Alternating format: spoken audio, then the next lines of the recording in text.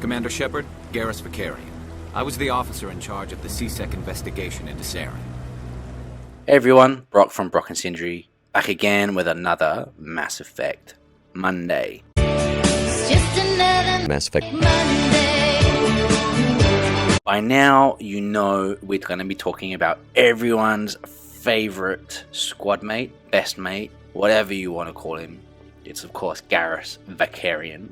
And there's stuff that you guys will know already, but we're going to go through his whole backstory and his lore. And Garrus is a Turian, and he was formerly part of CSEC's investigation division. Unlike most Turians, Garrus had his military training at 15 years old, but then later followed in his father's footsteps to become a CSEC officer. He was responsible for the investigation into Saren Arterius, the Council's top Spectre, after the Alliance claimed he'd gone rogue. Although Garrus was told that the investigation was over, he actually decided to defy the Executor's order and pursue another lead on his own because he had come to believe that Saren had gone rogue. Eventually, Garrus attempted to join Commander Shepard's team to help defeat Saren and the Geth, and let's go straight into that part of the story, which is from the very first game. Garrus was put in charge of investigating Saren after the human ambassador Udina complained to the Council, claiming that Saren had gone rogue and attacked a human colony. Garrus, however, found himself hampered at every single turn, and as a Spectre, most of Saren's activities were classified,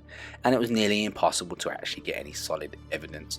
He appealed to Executor Palin for more time, but Palin, seeing only that Garrus had not found any evidence of Saren's guilt, ordered the investigation closed and reported that there was nothing to support a charge of treason. However, Garrus had one lead and only needed more time to look into it.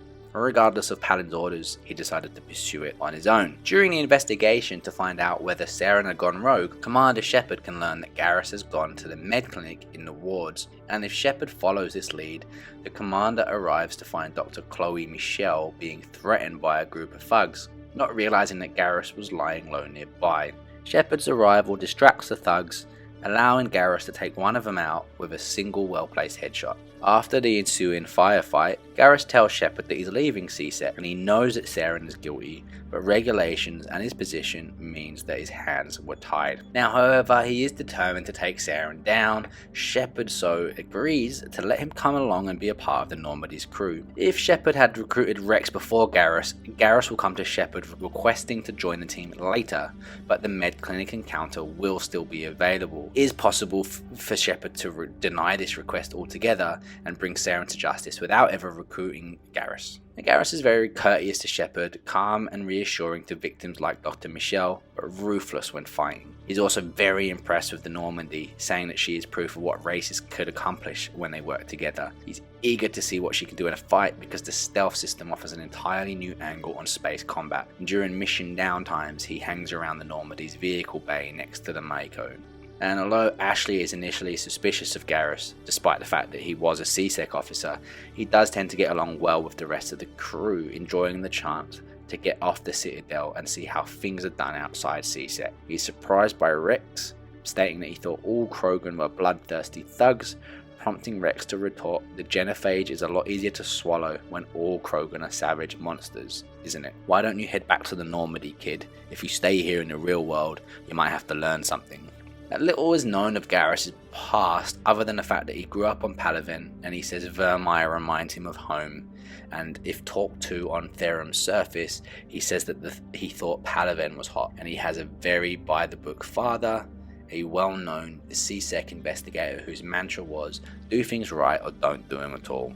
Shepard's surprised to hear that Garrus was targeted as a potential Spectre candidate, but Garrus claims that he was only one of close to 1,000 potentials picked from the Turian military. He could have received special training to prepare, but his father blocked his candidacy, despising Spectres for their extra-legal freedoms. And Garrus doesn't appear to have any regrets over losing his chance, but he is very interested to see how Spectres do their job and wants to learn from Shepard. He's got no qualms about hunting Saren, a fellow Turian, and in fact that is one of the reasons for Garrus' hatred of Saren. According to Garrus, Saren is not only a threat, but a disgrace to their species. Harkin describes Garrus as a hothead who still thinks he can change the world, saying he's always arguing with the Executor. Palin himself respects Garrus as an investigator, but claims that as a CSEC officer, he should have more consideration for the law. He may see Garrus as doing the wrong thing for the right reasons. Garrus' main objection to CSEC is the abundance of restrictions and regulations. He believes it doesn't matter how you do it, just get it done.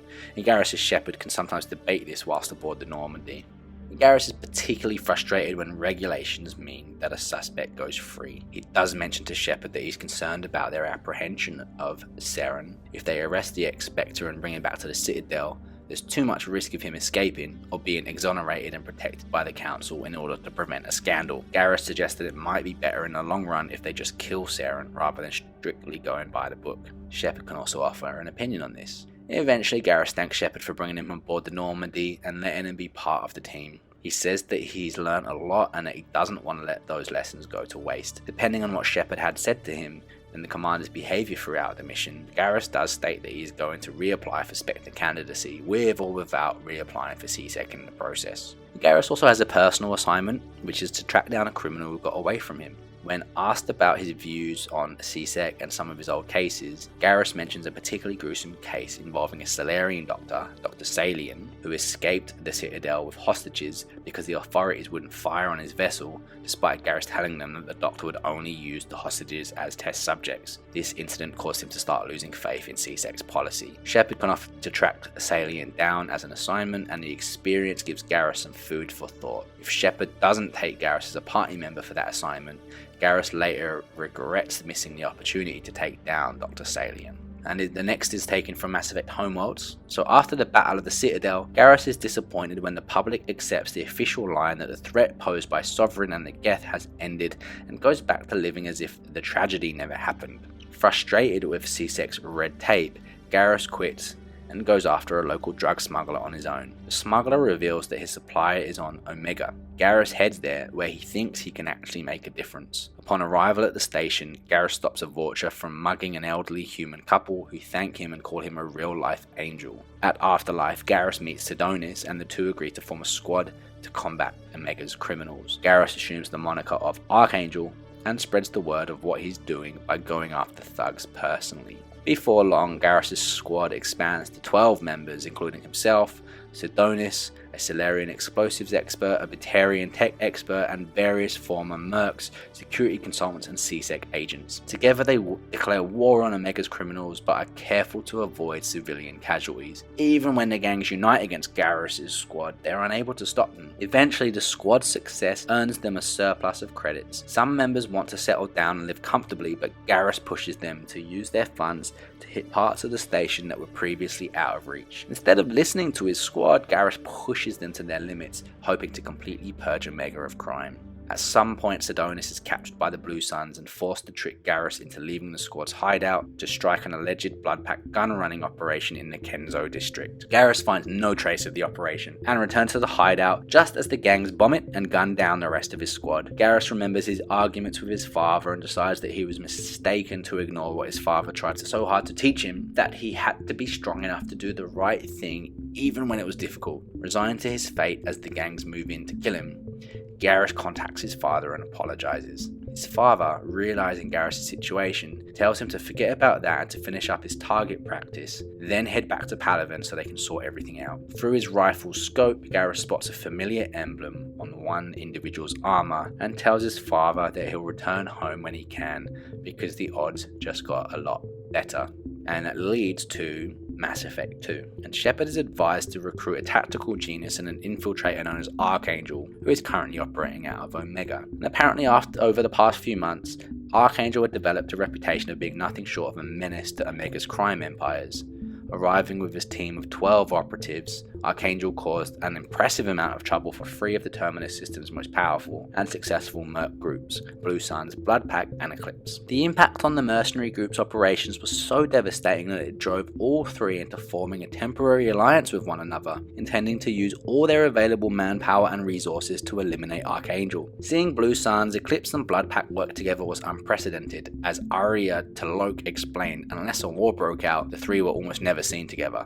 The mercs corner Archangel at his base in Kima district, keeping him stuck on one side of a bridge. Shepard's team arrives at the mercs' nearby encampment, initially pretending to be recruited freelancers, then rushing to the beleaguered Turian's aid after making it to his base. Archangel removes his helmet upon their arrival and reveals himself to Shepard to be none other than Garrus.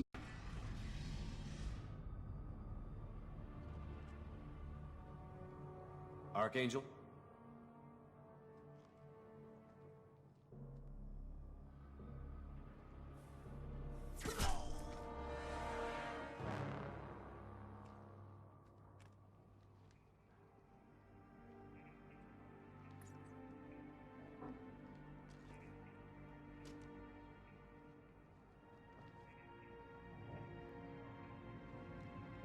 Shepard? I thought you were dead. After the Battle of the Citadel and Shepard's death, Garrus revealed that he followed Shepard's example and created his own squad to enforce their own version of justice on Omega, leading to his current predicament. And after Garrus explains the situation to Shepard, Shepard's team assists in taking out the rest of the mercenaries. During the battle, Garrus is attacked by a Blue Sun's gunship and suffers multiple wounds to his face and upper torso. Following the battle, he is rushed back to the Normandy SR2 to receive medical treatment. After being treated by Dr. Chakwas, Garrus greets Shepard in the comm room, showing the damage he sustained in the gunship attack. A quarter of his face on the right side has been badly damaged, replaced by a bandage or artificial graft. And Jacob Taylor mentions that some cybernetics were also needed to keep Garrus alive. There are various degrees of damage to Garrus's armor, and a chunk of the armor's collar had also been blasted off.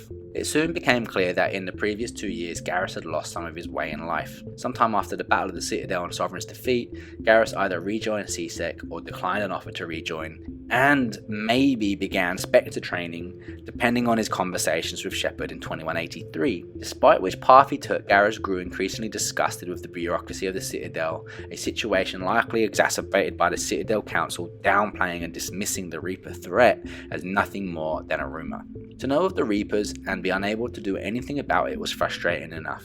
After hearing of Shepard's death and the Normandy's destruction, Garrus could no longer tolerate the Council's unwillingness to act. He abandoned either his Spectre training or CSEC and headed to Omega, determined to make a difference there. And after beginning to strike back at Omega's merc and criminal elements on his own, he eventually did gather that team of specialists to aid him in his vigilante activities. Once Joker described Garrus's change, the Turian had worked that stick out of his butt, only to start trying to beat guys to death with it. When one member of his team betrayed the others, an act that led to their deaths, Garrus became overwhelmed by anger and guilt, making him even more violent. Garrus half jokes that he doesn't think he's a very good Turian, since he lacks the discipline expected of him.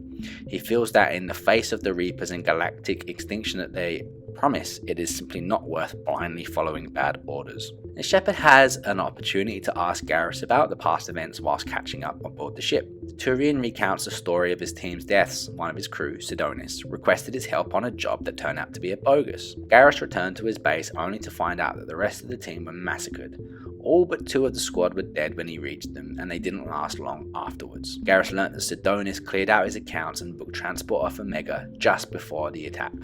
Eventually, he finds out that Sidonis was spotted on the Citadel in the company of a professional forger named Fade. Garrus has every intention of enforcing the human maxim, an eye for an eye, in collecting the blood debt from Sidonis, and requests Shepard help if time permits. After interrogating Fade, who turns out to be the former CSEC cop Harkin, Shepard has the choice to either let Garrus shoot Harkin in the kneecap or stop him. If stopped from shooting Harkin, Garrus headbutts him instead. Shepard can choose to aid Garrus's assassination attempt on Sidonis or attempt to warn him, though either choice does secure Garrus's loyalty. If Shepard stops Garrus from killing Sidonis, a news report made later on by Emily Wong will inform Shepard that Sidonis has turned himself in for the murder of 10 people, but CSEC can't really take action against him since there is no government on Omega to extradite Sidonis to. In 2185, Garrus can become a potential romance for a female Shepard only. The option becomes available after completing Garrus's loyalty mission. Throughout the romance, Garrus's demeanor is somewhat awkward, but nevertheless, if Shepard asks Garrus whether his behavior suggests that he is uncomfortable with the idea, Garrus says he is just nervous, and that Shepard never has to worry about making him uncomfortable. In these more vulnerable moments, Garrus admits he feels very alone in the galaxy, considering Shepard is the only friend he has left. Garrus confesses he wants something to go right, and he mentions Sidonis and his work with CSEC as times where he failed, implying his departure from CSEC may not have been entirely his choice. After which, Shepard, who slowly approaches him while he talks, touches his face, stroking the scar he gained during his recruitment mission. The 2 of them touch foreheads affectionately, followed by Garrus reaching up as though to touch Shepard's shoulder. When Morden notices Shepard's attraction to Garrus, Shepard can ask him for advice regarding the Turian, to which Morden will warn Shepard about chafing. He advises her not to ingest Turian tissue, as it is based on dextroamino acids and can cause an allergic reaction in Shepard's body. He then suggests that she return later for a painkiller and forwards information packets regarding Turian physiology and positions comfortable for both species to Shepard's room. After defeating the Shadow Broker, Shepard may invite Liara aboard the Normandy to catch up. She asks Shepard what she's fighting for and if it's a chance to give Garrus peace. The commander responds that Garrus has been hurt and betrayed and that she would like to offer him something better. Shepard also notes that she never expected to find happiness in the arms of a Turian. Liara remarks that it is by no means uncommon for a human to be attracted to an alien, given the widespread obsession with Asari, and wishes them both happiness. Garrus returns to fight the Reapers, provided that he survived Shepard's attack on the Collector base. If he did not survive the suicide mission, his name will appear on the memorial wall aboard the Normandy. After the suicide run on the Collector base, Garrus realized what little time the galaxy had before the Reapers arrived. With the Council still unwilling to listen, Garrus went to his father, the last thing he thought he'd do, relaying all the events that had started from the Eden Prime War. As unbelievable as his story was, his father, having been C-Sec, put all the pieces together and believed him. Though Primarch Vakarian was a friend of his father's, the former wasn't easy to convince. Eventually, Garrus managed to gain his own Reaper task force as a token resource to improve Turian defenses, which he hopes has brought Palaven a limited amount of time when the Reapers invaded.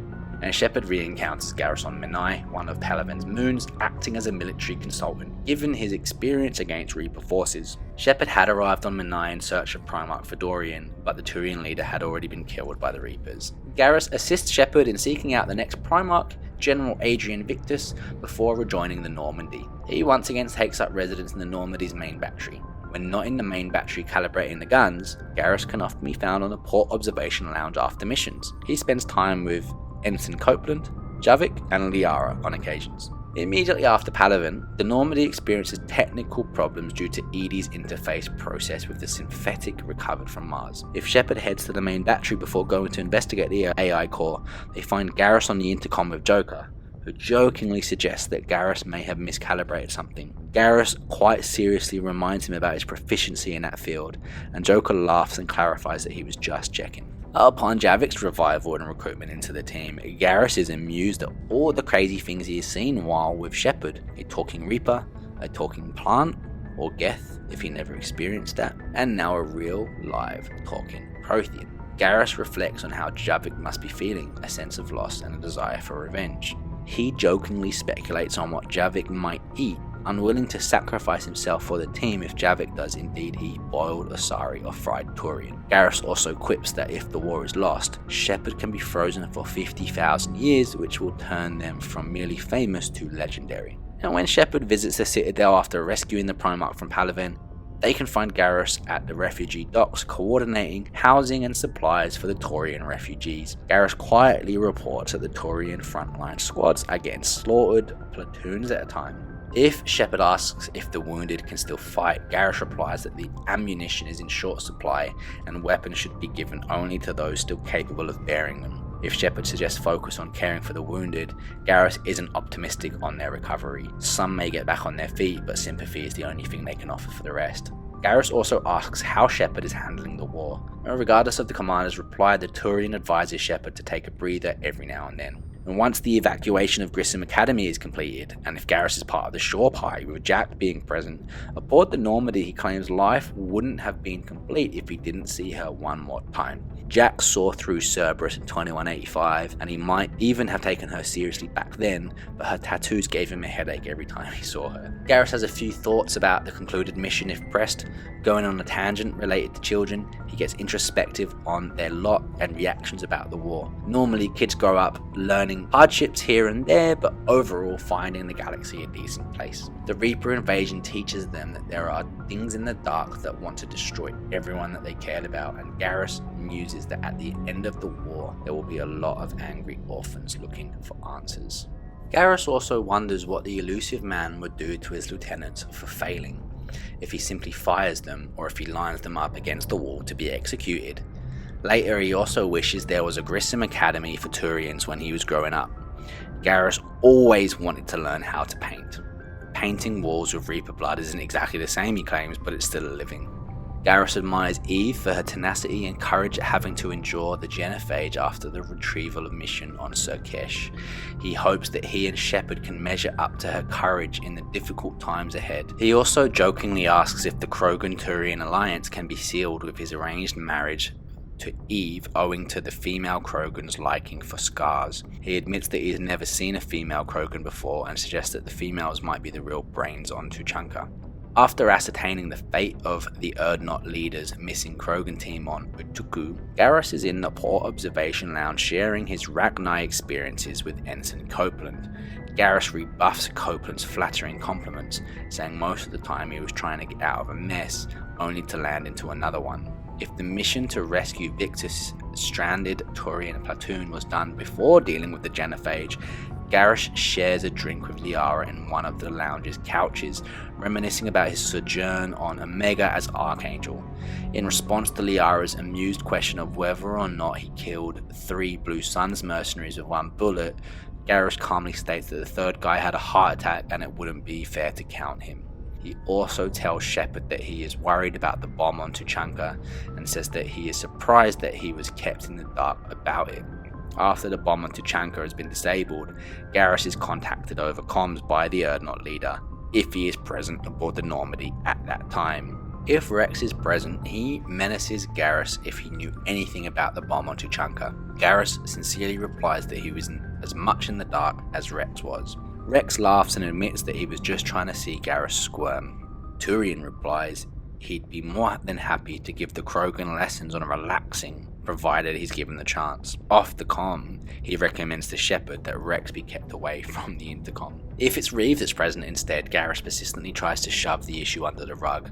Present-day Turians didn't plant the bomb anyway, and he advises the Urdnot leader to stop chasing old ghosts for the sake of the Krogan-Turian alliance. Off the comm, he confides to Shepard his dislike for Reeve. Garrus is also contacted by Javik, who commends the Turian decision years ago to implement a fail-safe plan on Tuchanka. Javik considers the Turians apt for integration as a subservient race given their cunning and brutal efficiency. Garrus takes offense at the compliment and coats his objections in sarcasm. Javik continues on though, saying that the Turians should have detonated the bomb outright or used it as leverage. When an annoyed Garrus asserts that peace was the objective back then, Javik defines peace as a static mode of existence in which doesn't prosper change. Garrus smoothly cuts the comm, having had enough, but not before quipping that at least they all get to live another day. Moments after the mission on Tuchanka to cure the genophage, Garrus advises Shepard to take some rest.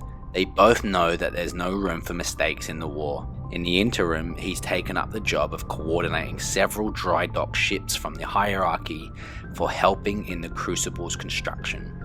Garrus can be found later in the cockpit trading jokes with Joker. When Shepard arrives, they reminisce at some length about Mordin if he was present during the mission. Garrus always thought he was crazy but useful Salarian, and still he was a part of the team. Walking away from Joker and conversing with Shepard further, Garrus asks Shepard how they feel at Krogan praising their name for curing the genophage. If Shepard only claims to have done it for the war effort, Garrus promises to make sure the Turian fleets will be there for Earth when the time comes. Otherwise, Garrus shows some satisfaction at being able to pull off a Krogan-Turian alliance and a cure for the genophage. He hopes the Krogan leader continues to uphold his end of the bargain, expressing dislike at the idea of ending another war if Reeve is the leader, or joking about hiring a food taster for Rex to ensure his survival if otherwise. Garrus imagines the carnage if some other hot-headed Krogan took over from Rex. Despite the alliance, Garrus still has some reservations, doubting he could have gone with it if it wasn't Palaven that needed Krogan help. He would have looked for an alternative, or considered the Salarian deal if Shepard publicly divulged it earlier. If Shepard is sincere in curing the genophage, or lies about doing so, Garrus admires the commander's restraint. If Shepard reveals the Salarian deal just then, even Garrus finds the underhanded action distasteful. If Shepard expresses doubts on the Krogan as well, Garrus affirms the assessment, but opines the Krogan better remember that Shepard didn't choose to let their race die. If Shepard did sabotage the cure, and regardless of whether they confide to Garrus about it, Garrus detects some of Shepard's disquiet and repeatedly asks how they're doing. Ultimately, he concludes that their Salarian doctor would not have gone with Shepard's position. After the foiled Cerberus coup attempt on Citadel, Garrus can be found staring at the memorial wall. When Shepard joins him, he reflects on the events of the day. If the Vermeer survivor was killed during the attack, Garrus is disquieted, hoping that she or he has found peace.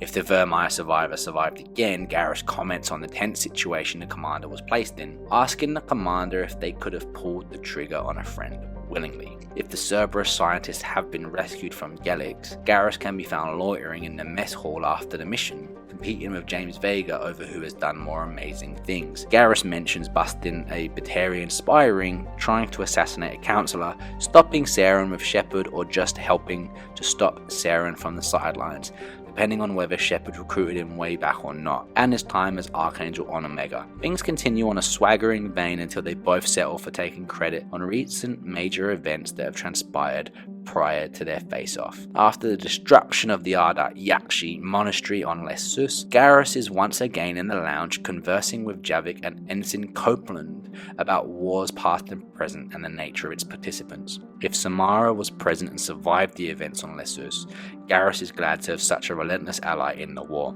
Otherwise, he curses at the loss of an important asset. After the mission to disable a Geth dreadnought, Garrus expresses doubts at his abilities as a leader, since Primarch Victus gave him the responsibility to coordinate all Turian fleet activities. He finds it difficult to take certain decisions, knowing that the lives of millions of people hinge on them. If Shepard considers him a good leader, Garrus muses that a perpetual outsider's point of view is ill-suited to the challenges once he's on the inside. Shepard assures him that what he's doing is no different from his C-Sec days, doing the best you can with what you know. If Shepard advises him not to show his doubts, Garrus reminds the commander why he isn't a good Turian. He can't follow bad orders, but he's the one giving out orders. Shepard counters that every decision, some die while others live. And whatever Shepard's opinion, Garrus begins to realize the commander's point and the necessity for leaders who don't give a damn about consequences. If the ruthless calculus of war dictates that 10 billion die so that 20 billion can live, Garrus asks if they are prepared for such sacrifice. And following the rescue mission of Admiral Zal Koris Vas Quib, Do not ask about the name. You have a ship named Quib? Oh, here we go.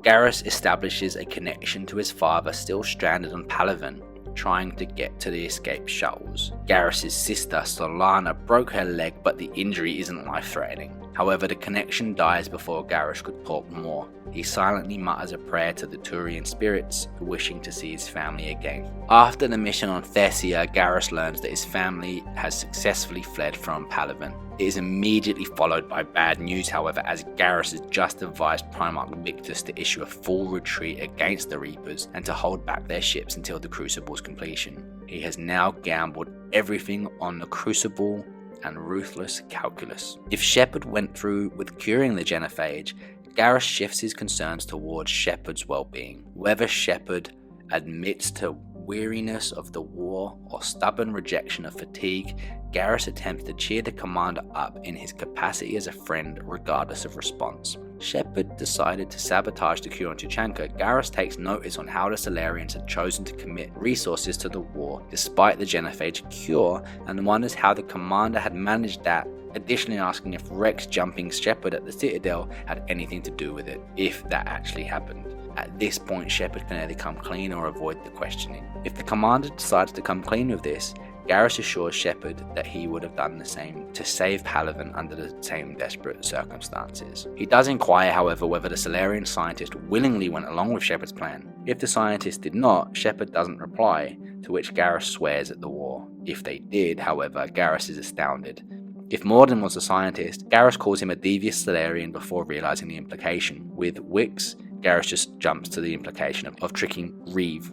If Rex was once a member of Shepard's team before dying on Vermeer, Garrus remarks that the Krogan might have figured it out, but his replacement brother Reeve is just too stupid. Otherwise, he states that Reeve scares him. In any case, Garrus opines that he can't tell the Urdnot leader what he thinks. Garrus compliments Shepard for playing both sides and asks that he be reminded to never play poker with Shepard. If Shepard still kept the truth from Garrus, either by mentioning a disagreement about strategy with Rex or just careful negotiation about strategy with the Solarians otherwise, Garrus states that he won't be the one to judge if that strategy involved paying a price to save Earth. Garrus has a few more things to say after the topic on ruthless calculus. He tries to point out Thessia's fall wasn't the commander's fault, the world was already gone by the time they arrived. He doesn't care the elusive man won this fight, the Turian lost a few fights in his time, but he always made sure the next one belonged to him. He advises restraint against anger and frustration, keeping it bottled up, then letting it loose to rearrange every molecule in Kai Leng's body when Shepard gets the chance. During one of the calmer moments in the war, Garrus invites Shepard to meet him in the D-24 docking bay of the Citadel. Garrus wants to partake in one last entertaining activity with Shepard before the final battle with the Reapers on Earth. The two travel to the top of the Presidium, shoot beverage cans with sniper rifles, and reminisce about working together. If Shepard misses the second shot on purpose, Garrus is unable to contain himself and he happily proclaims, "I'm Garrus Vakarian, and this is now my favourite spot on the Citadel." If Shepard doesn't miss, Garrus snarks about upping the difficulty by throwing in a herd of rampaging Clixon next time to separate the rookies from the pros. After the mission to Horizon, Garrus is disquieted at seeing the horrible experiments performed on the refugees. He vows to take his revenge by carving the names of the Turian refugees who died at Sanctuary into the elusive man's skull. During the battle for Earth, Garrus speaks to Shepard, reflecting on how far they have come as comrades. Garrus is quite optimistic about their chances at victory and even jokes about retirement plans. Shepard can agree with him or just say that civilian life is not suitable for them. Before saying goodbye, Garrus tells Shepard to go out there and give the Reapers hell, and the commander was born for this. Shepard then bids him goodbye, saying that if they don't make it and he does, they will be looking down and always have his back. Chooses to activate the Crucible. Garrus, along with Joker, Cortez, and any surviving squad members, can be seen paying their respects to Shepard, placing the commander's name above Anderson's on the memorial wall aboard the Normandy. And if Garrus is in the squad at the final push towards the Conduit, he dies in Harbinger's onslaught if Shepard failed to gather enough of the galaxy's military forces. In Mass Effect 3 Citadel DLC, if Garrus is in a romantic relationship with Femshep, then he comes to her aid when Shepard is ambushed by mercs whilst on shore leave. Garrus contacts Shepard asking if she's okay, having been filled in on the situation by Joker. He meets Shepard at Decision Motors' Skycar lot where Joker extracts them with a shuttle. If they're not in a relationship, then Garrus would soon join the squad at the personal apartment to help the commander. Sometime after the clone is defeated, Garrus sends a message to Shepard asking to meet at the bar of the Silver Coast Casino. If he's being romanced, the two roleplay a first date, but Garrus runs out of banter ideas. He spontaneously pulls a reluctant Shepard onto the dance floor and the two proceed to tango. Alternatively, if Shepard is not romancing Garrus, they can direct him to talk with a female Turian. Garrus is clearly uncomfortable and his attempts to talk are clumsy, but with the commander's help and beer, Garrus steels himself and starts again, making a more positive impression. Garrus speaks at Thane's funeral if Shepard accepts Col Yat's request to hold a memorial service. Garrus says he would not label Thane as an assassin, since how they both always covered each other in firefights, which made them partners. Garrus is an optional invite to Shepard's big party. At the beginning, he loiters with Liara and Traynor by the kitchen. In a quiet setting, he complains about the lack of hard drinks, though in an energetic setting he dares Shepard to partake in the swill being served. He finds the apartment a good place to retire, its features appealing to his sniper sensibilities. If Shepard's his girlfriend, Liara calls the pad the Shepard Vakarian love nest when he announces his thoughts, though if Shepard's involved with someone else, Tali, Liara or Traynor, Garrus himself calls attention to the pair's love nest and teases about not interrupting anything they might have been planning. By the second phase of the party, he's hanging out with different groups of people. At an energetic party, Garrus helps Steve goad Joker over the latter's lack of proper sidearm training at the bar, claiming that a weapon he can't get to is no weapon at all. In a quiet setting, Garrus discusses beefing up the apartment's defences with Zaid at the balcony if the merc is around. By the last leg of the party, in an energetic setting, Garrus is dancing with Steve, Traynor and some other invited guests on the improvised dance floor between the kitchen and the conference room. On seeing Shepard dance, he suggests recording and broadcasting it to the Reapers as he sees three things that may happen. They'll run away, melt down, or fall in love. If Shepard's his girlfriend, not even their relationship can stop him from wondering what she's doing with her arms, utterly unable to keep a straight Turian face at Shepard's lack of talent. If someone in the group starts reciting from the periodic table of the elements, he sarcastically comments how Turian parties almost never end up with something like that happening. At the mention of Element 69, the humans in the group snigger, while Garrus takes the time to remind them it's Thulian. In a quiet setting, Garrus makes good on some of his and Zaid's plans for the apartment's security, inspecting the glass by the apartment's door, collaborating with Zaid over comms if he's around, and initially feigning innocence when Shepard comes checking by. When questioned, Garrus enthusiastically launches into an explanation of microfilaments, tiny explosives laid across the glass in a grid that shred intruders to pieces upon flipping a switch. He gets to name a proposed coffee maker booby trap Caffeine Rush, later when the brainstorming turns to Shepard's kitchen appliances. Garrus poses at the back of the group photo Shepard assembles for the whole gang if they're just friends, or sits next to her if they're in a relationship. The morning after the party, Garrus and Shepard wake up beside each other if they're lovers. If not, or afterward, Garrus can be seen sitting at one of the upper floor's couches opposite Liara, promising to cut down on the calibrations jokes, but only if Liara stops saying by the goddess herself. He's also relieved on the presence of extra bathrooms. Miranda or Liara, if she's absent, takes forever to do her hair or whatever she calls it, referring to the Asari. During the course of the journey, Shepard does provide emotional support for Garrus, who's worried about his family in Palaven and about being asked for advice by the Primarch, something he's not used to. Garrus in turn tries to help cheer Shepard up when the pressure of the war begins to be too much for her to bear. On the Citadel, Garrus asks to meet up with Shepard and they ride off to the Presidium in a sky car. It is here where Garrus asks her if she's ready to commit to a relationship and be ready to be a one Turian kind of woman. If pursued, Shepard will say that the only thing that made leaving Earth bearable was knowing that he was out there and that she loves him, and the two kiss. Afterwards, Garrus challenges her to a bottle shooting round with sniper rifles similar to the regular encounter, except that if Shepard misses the shot, Garrus will say, there, it's okay. I know there are other things you're good at, after declaring the spot his favourite spot on the Citadel. And before heading to the elusive man's base, Garrus meets Shepard in her quarters and offers to keep her company. After attacking the headquarters, Shepard can find Tali and Garrus talking in the main battery. When she thanks the two for believing her since the beginning, Garrus will reply that she gave him some incentive. If Shepard chooses to activate the Crucible at the very end, Garrus will be the last person Shepard sees before ending the Reaper threat. If Shepard chooses to control the Reapers or merge organic and synthetic life, Garrus will be seen placing Shepard's name on the memorial wall, or if Shepard chooses to destroy the Reapers and enough of the galaxy's forces have been mustered, he will smile and refrain from placing the plaque, and the Normandy is seen flying off. If Shepard chose to merge organic and synthetic life, Garrus will place the commander's name on the memorial wall, and after that he will share a hug with Edie. If neither Garrus nor Tali are romanced in 2185, they enter a romantic relationship with each other, and Shepard may walk in on them embracing each other in the main battery. Caught in the act, they both make a hasty excuse that one of Garrus's mandibles may have gotten hooked on Tali's helmet, and that Tali asked him for a check for a rupture. Shepard can tell them that they are happy for the two of them, and the two thank the commander. Garrus says that it helps knowing that there is something to go back to which Tali replies that the relationship is a fling and that she is using him for his body. Garrus responds by saying, "You're so mean," and I'm okay with that. This is low-key one of the best moments for me, because I've never romanced Garrus, fucking mostly I'm male Shep, and he's your bro, and the playthrough that I'm doing at the moment is my very first romance of Tali, and I've had to say I've had this happen every time in the other playthroughs, and it's a really nice touch for two of my absolute favourite squaddies. And we'll do some bit of trivia to finish off, and along with Ashley, Garrus is one of the poster characters for Mass Effect and appears on most of the promotional art and demo footage, because obviously, duh. During the Xbox 360 demo, a conversation with Garrus was used to demonstrate the dialogue system, where Shepard interrupted Garrus's complaint about endangering the mission to rescue civilians and ordered the Turian to fall in line. There's currently a bug on the PC version of Mass Effect, where even on ultra high detail, Garrus's face is remarkably low textured.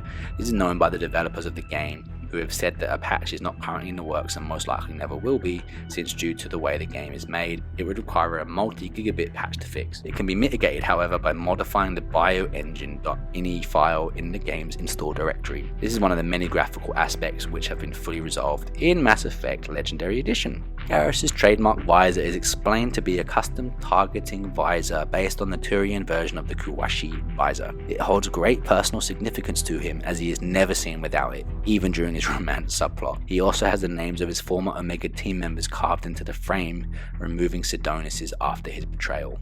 Early promotional screenshots for the first Mass Effect show Garrus would originally be able to wear heavy Turian armor, however this was scrapped later during development.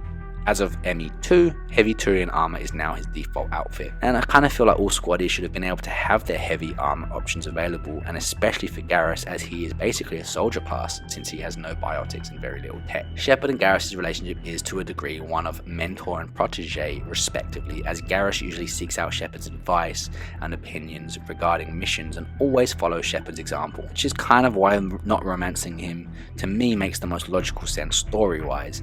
Even if you want to play as a femshep, I mean, Garrus is your loyal buddy who's going to take a bullet for you. To me, there's no romance or romantic subtext to this. It's a good friend who looks up to you and respects you and wants to learn from you. That is kind of like a teacher-student relationship that you shouldn't cross a line on. As observed in the E3 2006 and X06 demos, Garrus underwent many revisions, including changes to his visor, Turian insignia markings, and armor. Writer Patrick Weeks pegs Garrus' age at 2 to 4 years younger than Shepard. He's not originally intended to be romanceable.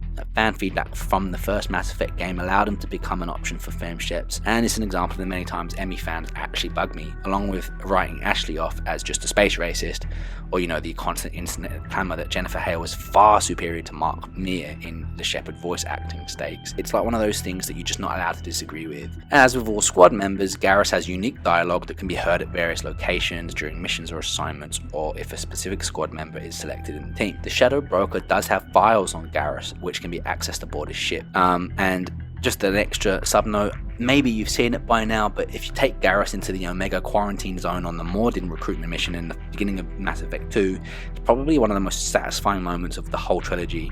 A plague that affects Turians but doesn't affect humans, it makes for some very funny dialogue, and especially when Garrus begins to cough. And that brings us into land. Thank you so much for listening to me rant on about one of my favourite characters in Mass Effect. It has been a long one, but it needed that time. I'm going to do a few more long format of these videos on Mass Effect characters in particular and species, but I'm going to keep them sparing because I know that they're quite a slog. Next week I'm going to be talking about my setup for how I would write the next Mass Effect games, and to do that we need to fix the ending of Mass Effect 3. In fact, we actually need to fix some more things in the game. So if you want to check that out, that's not going to be a very long one, but we'll go into that and we'll get a bit more fanfic on it. But for now, I hope you enjoyed this video on Garrus. We'll do more Mass Effect lore videos, we'll do characters. Stick with us, and we'll see you for another Mass Effect Monday next week. Shepard. So I guess this is... Just like old times?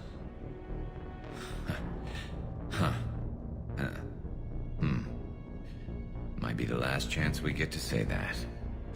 Think we're gonna lose? No, I think we're about to kick the Reapers back into whatever black hole they crawled out of. Then we're going to retire somewhere warm and tropical and live off the royalties from the vids. I'll meet you there. I think my days of saving the galaxy are over when this is done. Be sure to leave room for all the autographs. Just need to beat the Reapers to get there. James told me there's an old saying here on Earth. May you be in heaven half an hour before the devil knows you're dead. Not sure if Turian heaven is the same as yours, but if this thing goes sideways and we both end up there, meet me at the bar. I'm buying. We're a team, Garrus. There's no Shepard without Vakarian, so you better remember to duck. Sorry, Turians don't know how, but I'll improvise. And Shepard, forgive the insubordination, but this old friend has an order for you. Go out there and give them hell. You were born to do this. Goodbye, Garrus. And if I'm up there in that bar and you're not, I'll be looking down. I'll always have your back.